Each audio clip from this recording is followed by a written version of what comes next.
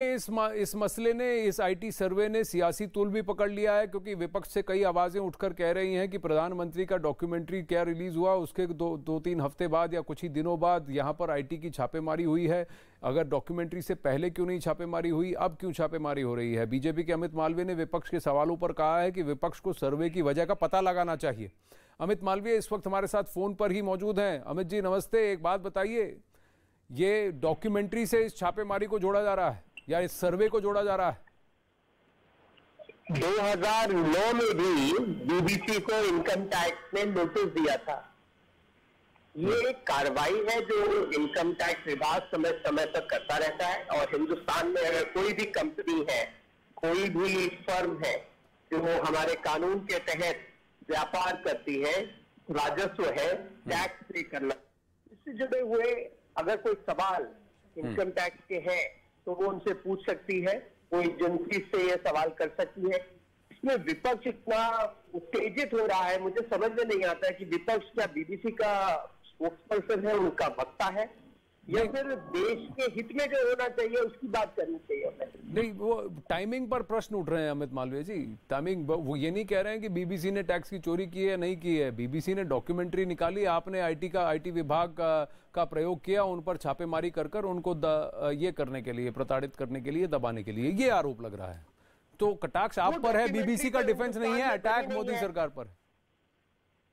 वो डॉक्यूमेंट्री तो हिंदुस्तान में बनी नहीं है, वो डॉक्यूमेंट्री तो विदेश में बनाई गई है। सर्वे हिंदुस्तान से ऑपरेशंस में हो रहा है।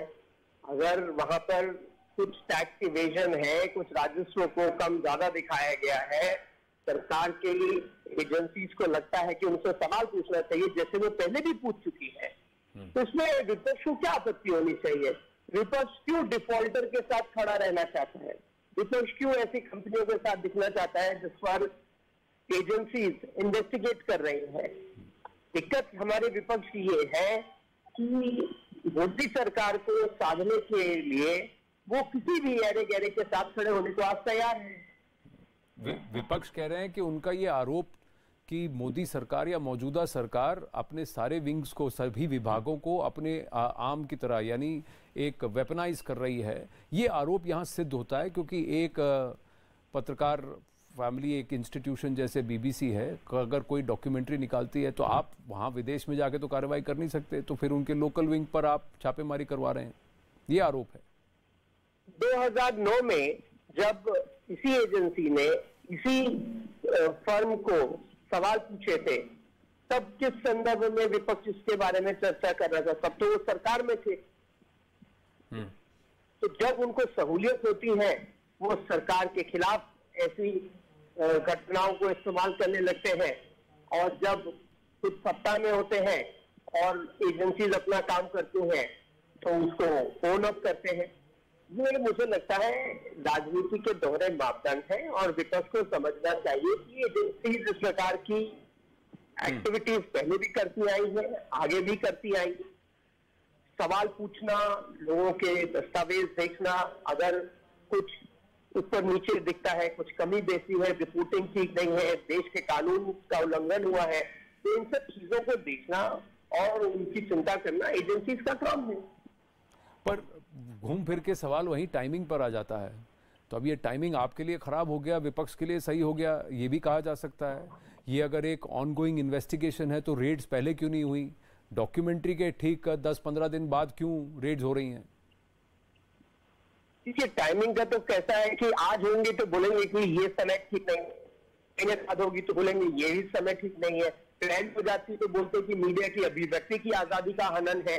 तो कार्रवाई कभी भी होगी, विपक्ष उस पर कोई ना कोई मंशा बढ़ने का प्रयास करेगा।